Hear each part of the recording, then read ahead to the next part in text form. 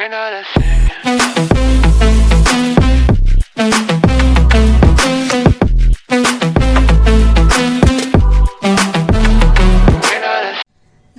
मी मंदाच्या रसोईमध्ये तुम्हा सर्वांचं स्वागत। आज मी करणार आहे मेथीची भाजी।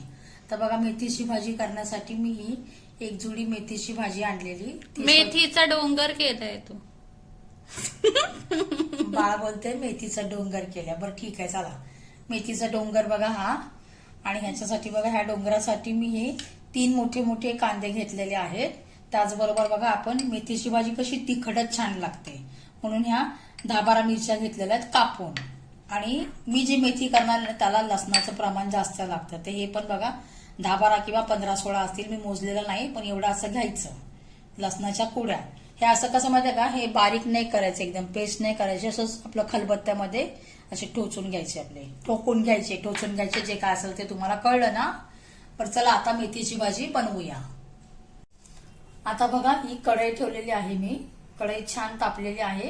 आता त्याच्यामध्ये लगेच आपण तेल टाकून घ्यायचे। तर तुमची बघा मेथीची जुडी कधी कधी काय होतं माहितीये का, मार्केटला कमी जास्त जुड्या असतात, म्हणजे कोणाची मोठी असते, कोणाची म्हणजे जास्त मोठी असते, कोणाची बारीक असते, त्याच हिशोबाने घ्यायचं। आणि असंही तेलाचं प्रमाण थोडंसं मेथीच्या भाजीला जास्तच घ्यायचं, तेवढा अंदाज तुम्ही लावा। मी तुम्हाला सांगितलेलं आहे तेलाचं प्रमाण थोडंसं जास्त, भजीसारखं नाही की मेथी त्याच्यामध्ये तरंगली पाहिजे, थोडंसं प्रमाण घ्यायचं। आता हे 3 कांदे आहेत ना मी कापलेले, ते टाकून घ्यायचे। कांदा छान भाजलेला आहे, असा भाजल्याच्या नंतर आपण त्याच्यामध्ये ह्या मिरच्या ज्या कापलेल्या आहेत ना त्या टाकून घ्यायच्या। आणि त्या मिरच्याही छान भाजून घ्यायच्या। मिरच्या छान भाजलेल्या आहेत बघा, इतक्याच भाजून घ्यायच्या मिरच्या की लगेच आपण त्याच्यामध्ये हा लसूण बघा, हा लसूण टाकून घ्यायचा, तो पण छान परतून घ्यायचा।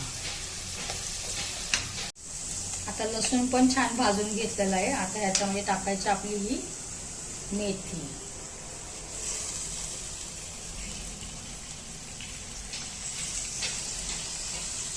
पूर्ण ही मेथी टाकून घ्यायची, मीठ आता टाकायचं नाही।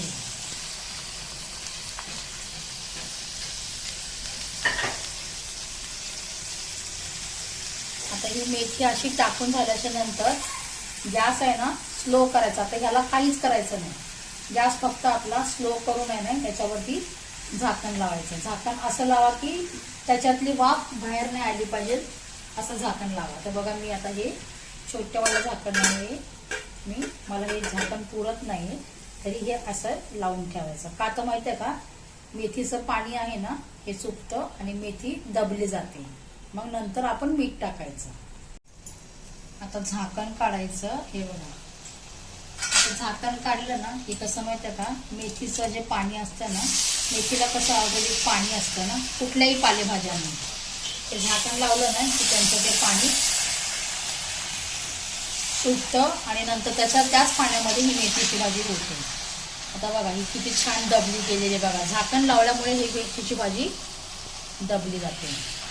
आता याला आपण असं छानपैकी असं हलवून घ्यायचं आणि नंतरच मिठाचं प्रमाण बघा तुम्हाला समजेल, मीठ कसं टाकायचं, किती टाकायचं ते टाकून घ्यायचं। आता बघा, एक वेळा हिला अशी हलवून झाली की पुन्हा आपण ह्याला झाकण लावून ठेवायचं। असं सारखं मेथीला झाकण लावून ठेवायचं आणि सारखं खोलून असं हलवून घ्यायचं, नाही तर काय होतं माहिती का, मेथीची भाजी सगळी खाली लागून जाते। ही भाजी ना 1 नंबर लागते बघा, फक्त कांदा, मिरची आणि लसूण मध्ये। आता हे हलवून झाले एक वेळा, आता पुन्हा ह्याला झाकण लावून ठेव, असं परत 1 मिनिटांनी पुन्हा ह्याला आपण चेक करायला यायचं। आता पुन्हा झाकण काढते मी। आता हे बघा कसं पाणी सुटलेलं आहे बघा मेथीला। आता आपण काय करायचं माहितीये का, मेथीला अशी पकडीने कढई धरायची आणि छान अशी ना सारखी हलवून घ्यायची बघा, खूप अशी हलवून घ्यायची। गॅस थोडासा मीडियम करायचा आणि मग ही हलवायची, म्हणजे काय होतं माहितीये का, बाकीचं पाणी आहे ना मेथीला जे सुटलेलं ते ह्याच्यामुळे असं हलवण्याने निघतं मग ते पाणी। आता उरलेली कसर कोण काढणार पाण्याची माहितीये का, मीठ। आता आपण ह्याच्यामध्ये मीठ टाकायचं, चवीप्रमाणेच मीठ. आता बघा एकदम थोडंसं घालायचं, जेवढी मेथी दिसते ना त्याच्यात थोडंसं कमीच घालायचं. तुम्ही अंदाज लावा तुमचा. मी अजूनही सांगते, मेथी वरतून दिसते ना अशी, ह्याच्यात तुम्ही अर्धी किंवा पावणा हिस्सा ही मेथी आटून आणखीन कमी होणार आहे, त्याच हिशोबाने मीठ टाकायचं. आता बघा मीठ, नाही तर तुम्हाला असं वाटत असेल ना तर मीठ तुम्ही कमीच टाका. अंदाज कळत नसेल मिठाचं प्रमाण कमीच टाकायचं. नेहमी सांगत असते, मीठ कधी पण कमीच टाकायचं, जास्त टाकायचं नाही. आळणी झालं वरून खाता येतं, खारट झालं तर भाजी फेकून द्यायला गेलं. मग आता मीठ टाकलं ना की याला आणखीन पाणी सुटणार. आता मी हे मीठ पूर्ण भाजीला लावून घेते आणि ही भाजी पुन्हा हे 1 मिनिटासाठी झाकण लावून घेते.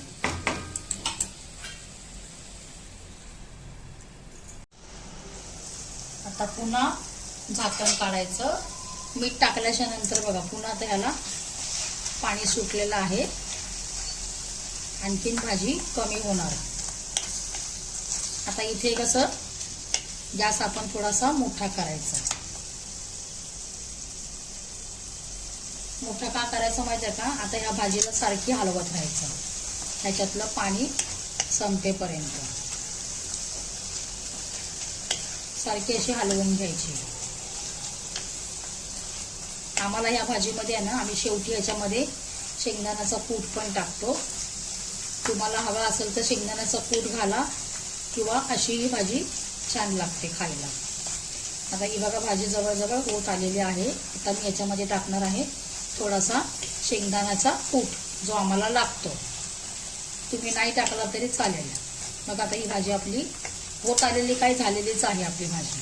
पण आता आम्हाला कसं शेंगदाण्याचा कूट लागतो ना, म्हणून आम्ही शेंगदाण्याचा कूट टाकणार याच्यामध्ये. एका पेंडीच्या हिशोबाने मी बघा एवढा कूट घेतलेला आहे. म्हणजे तुम्हाला सांगायचा हिशोब म्हटलं तर 1.5 चमचा, 1.5 किंवा 2 चमचा शेंगदाण्याचा कूट टाकला की लगेच हे असं हलवून घ्यायचं.